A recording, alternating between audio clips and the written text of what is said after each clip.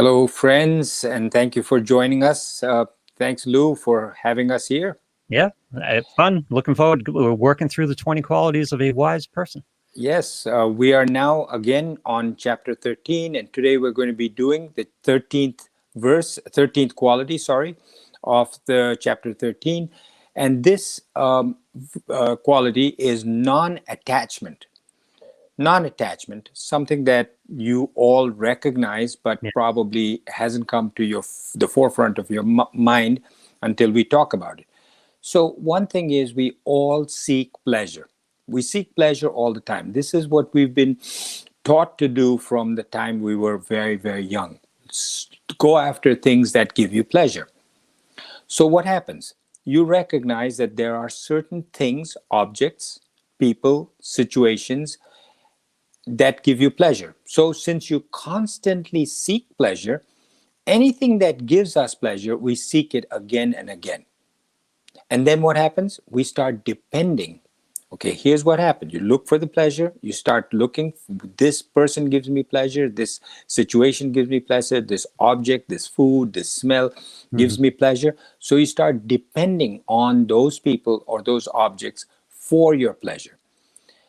Whether this be a person, people, accommodations, your home, your particular room, your car, your computer, your cell phone, all of this. Not then we hold on to them. Once you become dependent on them, you don't want to let them go. See how you're going further and further into this morass, this quicksand. We hold on to them because we're afraid that if we let go of them, we're not going to get this pleasure. So Right. you hold on to your car, your cell phone, your computer, your spouse, your children, etc.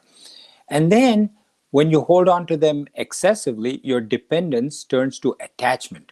Attachment means dependence. So what this quality says is that if you want to rise further in your spirituality, try to move away from that attachment, because until then you're really a slave. You're bound to those things that you're attached to, dependent on. Evaluate your life carefully, is what the scriptures say. Evaluate what you're doing, what you're attached to, what you're dependent on. Use the things, the objects, as you're supposed to be using them. Whether it be your child, you have a duty, you have an obligation, you do it. Don't be dependent. You'll see this as we go to the next qualities. Don't let the things use you as if you are the slave. You Right. are dependent on that person. Don't become a slave to any object, your cell phone, your computer, your car. Use the objects, not don't let the objects use you. Be non-attached, be non-dependent, whether it be to people, places, cars, things, anything like that. The So the that vivid example of this is addiction, isn't it? And then all of these things. I mean, it's a softer addiction, but it's on the scale of becoming dependent to the thing that's giving you what you're looking for. Yeah, I mean, yes, an extreme example would be drugs and Hmm. stuff like that. But what about the people who cannot do without a cigarette or a Right. cup of coffee in the morning? They can't do many things. Your body becomes totally dependent on that. Your mind becomes. You Or can't. shopping, or food, or to a smaller scale. I mean, it's to a lesser degree, but it's the same principle. Right, right. I forget where I learned this, whether it was from the Dalai Lama or whatever, but there was a survey done in the United States, and the survey basically asked a whole bunch of people, what is the number one attachment or dependency that you have? What gives you the most pleasure? Hmm. And you would think that people would say all kinds of things. I mean, just pause a second, friends, and think about it. You say, well, is it money? Is it food? Is it wealth? Is it sex? Is it, physical? What it turns out to be is, you'll never get this, shopping. Yeah, I believe it. In retrospect, I believe it. Yes. Shopping is the thing that most people, the majority of people said gives them the most pleasure. So Yep. there's your attachment. So the next quality, number 14, is called identification with people who are around you as if they are you. Identification with people who are around you as if they are you. So now, earlier we talked about dependency. You can be dependent on somebody, you're attached to them. This goes way beyond that, where you're actually so attached to this person that you actually say, that is me. Something happens bad to somebody that you really care about, severe accident, God forbid. Right. What happens? You say, oh, I'm dead. I'm dead. The person throws himself on the ground and screaming, crying, I am dead. That objectivity is missing, so that you can't even come to the service of this loved person to say, I better be objective. Let me see what I can do to help. You collapsed as if this major catastrophe has happened to you. Now, it's not just to loved ones like children and spouses, his sorrow becomes yours. Somebody you see is crying or miserable, Yeah. you actually start to cry and become miserable yourself. Now, there's difference between empathy, sympathy, and identification with a person as if it's you.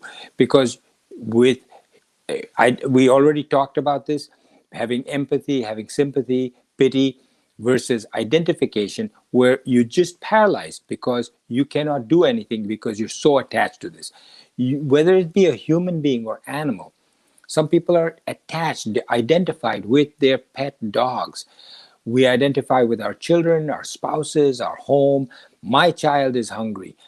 My child is suffering. My child is miserable. So I am suffering. I am hungry. I'm miserable. Don't do this. Be objective to what you have to do with your child or your loved one. Now, Maharajas, people who are saints, understand the suffering of others. Somebody asked me, I think my niece, Teju, asked me, what do you do when you see, how can you be happy when so many people around you are suffering? The Maharajas, the rishis, the munis, they are aware that people are suffering, but they're objective about it. They understand that there's a reason why this has happened, and they don't suffer along with these people. So you can love, but don't think this other person is you.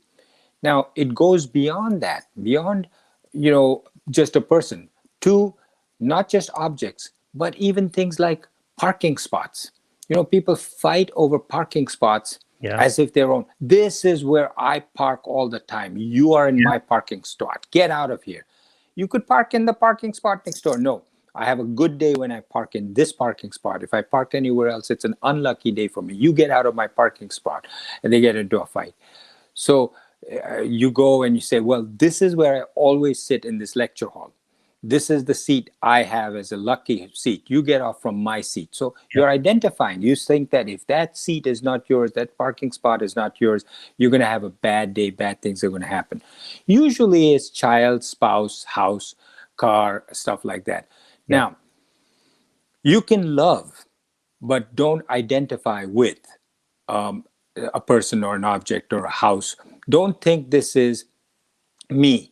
Your business fails, you don't say, I'm dead, my business has failed. You may think that your life comes to an end because your business has failed, you've become, you have to start all over again, but you're not going to die. Right, Lou? Any comments? In psychology, don't they talk about this as death of self? Yes. Yeah, where you're so identified with whatever it is that, you're this person's husband and the relationship breaks up and go, what am I if I'm not this person's husband? That's right. Yeah. That's right. Yeah. So the next quality is number 15, which says constant balance of mind in desirable as well as in undesirable situations. So your mind is balanced. So remember we spoke about chitta. Chitta is a memory. This is a file in which you file things that happen that are good or bad. What this is saying is when you're filing it, file it as if it is equal to both good and bad. It's happening. Yep. Don't think of it as bad. Don't think of it as good. Whatever it is, it is. Just accept it. Desirable or undesirable. Be balanced. People jump up and down when bad things happen, good things happen, and they just collapse on the floor when bad things happen. Right. So you're like a seesaw going up and down. Just be balanced.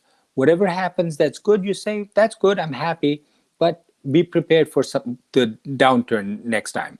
Right. So your mind, your body, your intellect, and your chitta should be on the same plane with everything else. And the last one, number 16, it says unswerving devotion to me with a capital M. Krishna says, me, which is Brahman, be devoted to me. Your small I, the body, mind, and intellect, should have a fixed devotion to me.